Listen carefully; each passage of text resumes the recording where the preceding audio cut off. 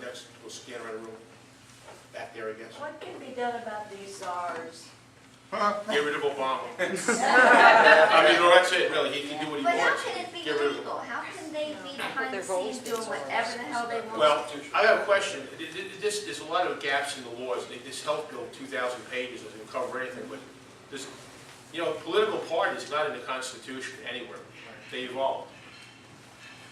Czars, I mean, it's just something. It's president. It's the executive department. He's entitled to run his executive department and appoint anybody to anything, as long as it's not in conflict with. And there's nothing that I ever heard of that conflicts. But he's with bypassing Congress, so he's going to be Well, and bypassing. that's good for us. You know what's good for us? Because every group is very parochial. Let me tell you a funny story about getting Lincoln Day speakers. And this is the way it works in everything. If you want to get a famous congressman like a Newt Gingrich or something for Lincoln Day speaker, you damn well not better ask your senator. You better go through your congressman. Because the congressman has their own billy whack. That's why I think God help us. I don't think this health care is going to get done. Because the lower house, the House of Representatives, is not taking their marching orders from the senators. And you can trace it back to Parliament, the House of Lords, and everything else. They have their own authority. All spending bills originate in the House of Representatives. That's us. You guys got treaties, that's you.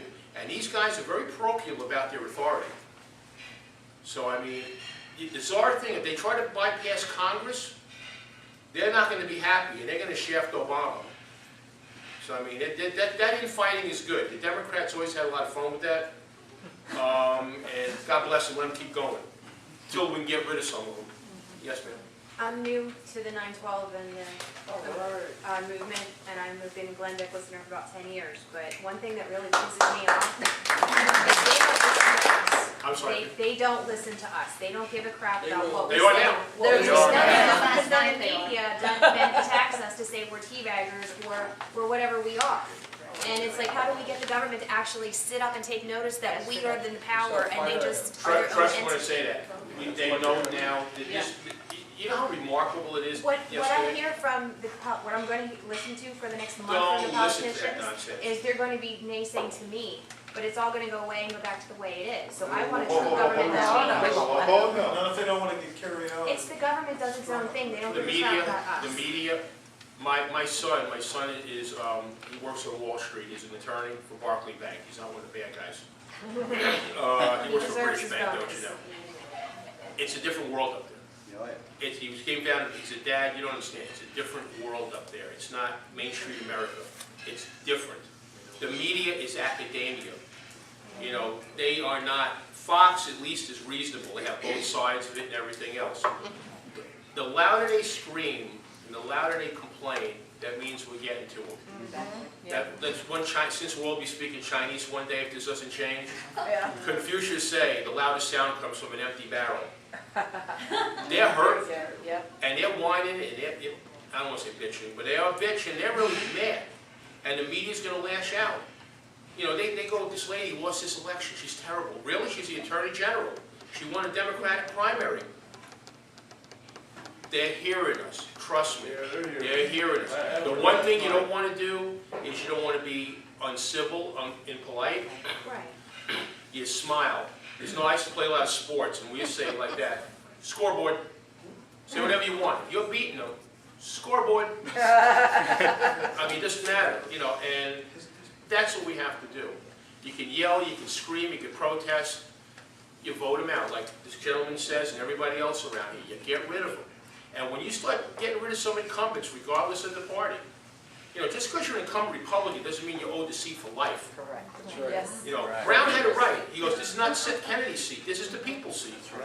Gus Bilirakis, a dear friend of mine, a congressman from the 9th District, who's very conservative, by the way. If he's doing a lousy job, we don't owe him that seat for 30 years. We don't owe Bill Young that seat for 40 years. That's your seat, our seat. So, and they're hearing this now because of the numbers, the bloggers, the information highway is amazing. That's the one thing that I've learned from reading about the Founding Fathers is that they expect the American citizens to be knowledgeable and aware and pay attention to what was going on, and I think we fell asleep. And I hope now Well, they're they going to start They put us to to... sleep. They put us to sleep. Yeah. Well, we are at the 3rd generation that does not have to work for survival. Yep. If you want to go back about 3 or 4 generations, you work your butt off. I was born in 50. We didn't have a dryer, we had a clothesline. I mean, the dishwasher, that was me. There was no cable TV, there was no color TV. It was a round tube, black and white. Until the wonderful world of Disney, color. I mean, that's only in my lifetime. You talk to some people a generation or two ago, they had to survive. Now look at us. No, really, look at us. We're complaining. Go to Sam's Sells, have a nice meal. Go home, you have your computer, you got your cable TV, your satellite. Yep. Hundreds of channels that 90% of them are worthless, but you got them. Your house is heated or cool. You might have a pool. We have it made. You want to go to London, England, you get on a plane here, boom, New York, London, you're there in about 8, 9 hours. If it don't blow up. If it don't blow up. So, the thing about what I'm saying is our lifestyle right now is we have time on our hands, so we have diversions. Again, Sunday, 2 o'clock, you're not going to find me doing McCollum or anybody. I'll be watching the Jets and the Colts. That's my diversion. NASCAR, great diversion. The Romans had what they call the Colosseum. Yep. Don't worry about it. Watch the Christians and the Lions. We'll take odds.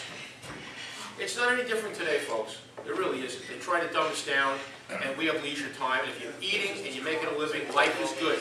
Well, life isn't good anymore, and that's why everybody gets ticked off, because we might lose what we have. It's called, it's going to go into it now, but cocooning is the phrase of how we all separated. This is bringing us all back together. Yes, ma'am, right in the middle. Yeah, speaking of getting out of your cocoon, and we've never put a bumper sticker on our car before. I've got bumper stickers now, and I got people talking to me, and you know, they'll talk to somebody else sitting here in the checkout line. It's amazing what. People waking up. Yeah. Well, we were asleep.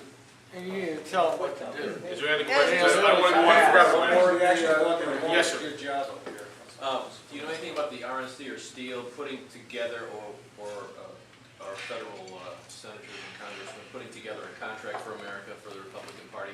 Do you have any kind of idea, you know, from your background? The nationalized elections, they're working on sort of like a Gingrich model, but nothing is concrete right now. I know at the state level, we talked about it.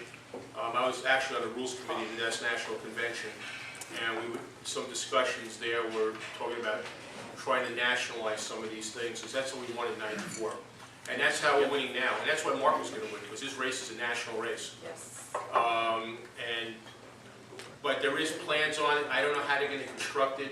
See, it's another thing about these congressmen. God bless them, and I love Newt, but they accomplished 2/3 of this stuff, but the real important meat stuff, they didn't like the term limit thing. Now, some of them honored it, because I ran for 8 years and I'm done. Democrats didn't do any of that, and they get seniority. But there is something in the works, but I'm not at that level. I'm way down there.